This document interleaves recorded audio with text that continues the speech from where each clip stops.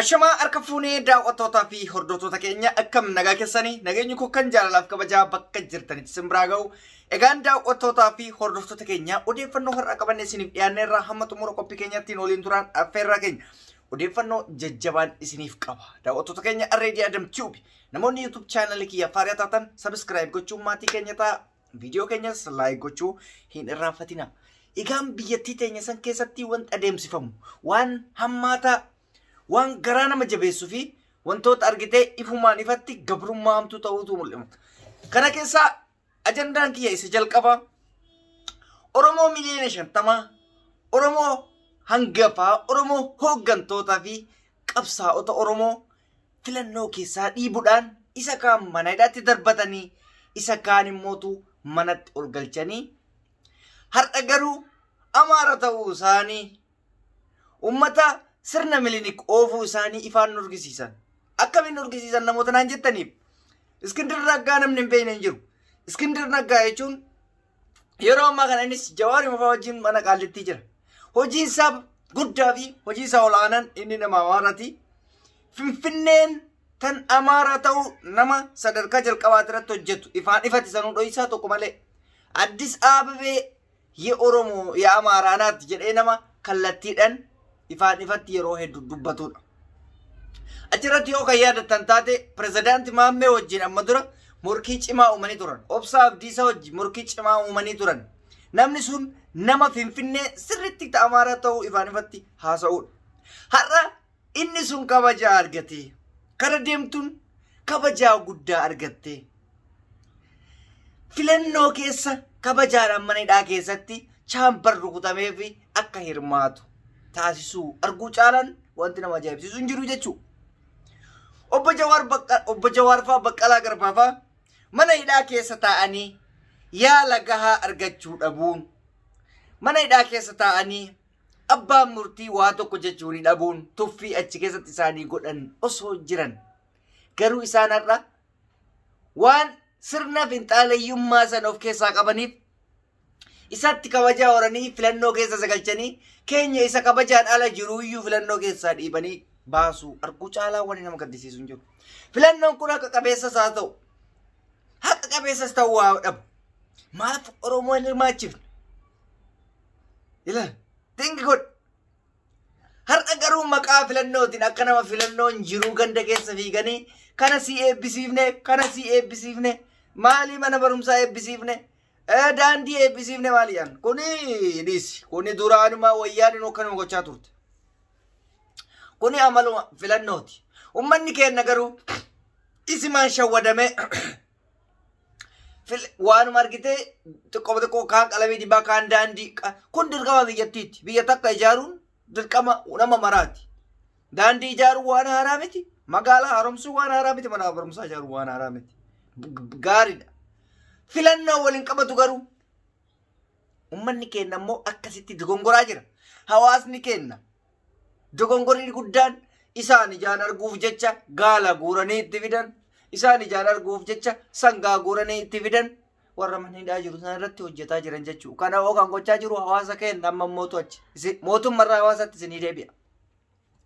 Hayyoota keenya maqaa isaaniitiif, sababa Oromootiif, sababa ummata Oromootiif keessumaayyuu mana hidhaa keessatti dararamaa jiran dagatanii har'a garuu biltsiginnaan ganda keessa adada deemtuun sangaa itti guuranii akka mixii itti gadi yaa'anii simachuun kun seenaa keessatti waan fokkataa hojjetaa jiraachuu akka hubattuun uummata Oromoo asumaan isinii himuu barbaada.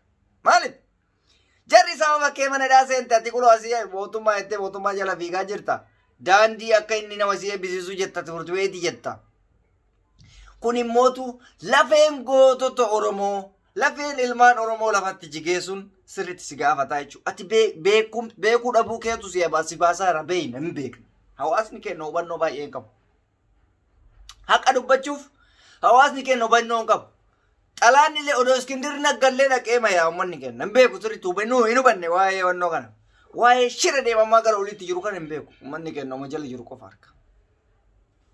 Kanaaf ummanni keenya wanti isaan akka argitee horii nyaata shin'aadhaan sossobanii elmatanii sanitti waa isin jala qabanii ka isin elmatan kana irraa bara.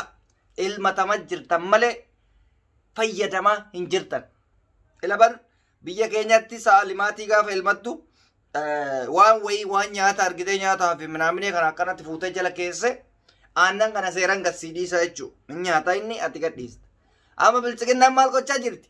Daandii akkatti jala qabdee karaa maalii mana barumsaa jettii siidaa adda addaa waan adda addaa jecha ummata keenya akkatti ilmu jirti jechuudha. Ummanni keenya hin beekne waan kana ilmamaa fi jiraa jechuudha. Kan ammootu irraa baratuu qabdan. Bakka deemtan maratti xiqqaattuu hin qabdanii isiniin jaawar. Diinnuu isinitti kolfa kana sirriitti baratuu qabdan. Hubannoon hawaasa keenya gadi fageenyaan hin jiru. Namoonni hubannoo qabdan hubachiisa jara kee.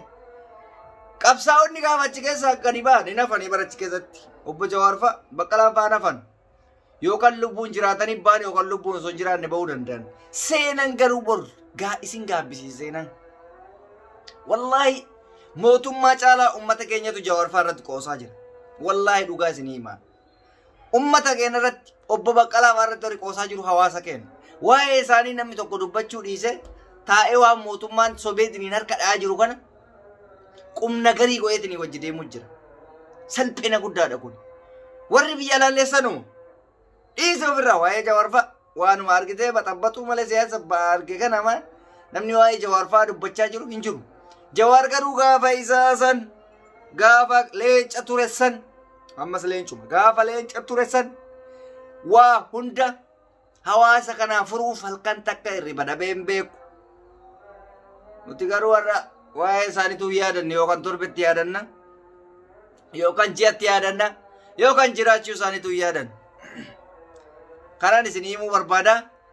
Kana hangaftoota keenya tana irraanfachuu qabnu qabsoo keenya gara jiru jechuu qabna isiniin jedha. Egaan dhuma irratti odeeffannoo lama kan amma dura haasa'eerraan isiniif qaba. Odeeffannoo lamaan nu qabu. Dr. Milkeessaa Miidhagaan kitaaba isaa karaa nagaa ta'een har'a eebbisiisee jira. Namoonni achitti argamtanii kabajaa toltanii kitaaba isaa eebbisiiftaniif galatoomaa. Baay'ee fayyaa nuu ta'a. Dr. Milkeessatti haamiree ooltanii jirta waan ta'eef Finfinneetti. Kanaaf namoonni kitaaba isaa bitachuu barbaadan immoo kun jira peejii fuula isaa jalatti maxxanfamee jira lakkoofsi fi iddoon itti argattan. Kitaaba isaa biyya alaatittis biyya keessattis bitaa dubbisaa isiniin jenna. Wal jajjabeessaa haamilee toraa isiniin jenna. Kun waan jajjabeeffamuu qabudha jechuudha. Inni biraa dhuma irratti Galaanaa Gaaromsaa artist Galaanaa Gaaromsaan sirba isaa irra gadhiifama jechaa jira. Mee sa'a kam akka ta'e ta'e chaalenjii adda addaa irratti hojjechuuf qophii goonee jirra. Sirbi isaa abdii horachiisa fi bareedaa akka ta'e abdii qabna.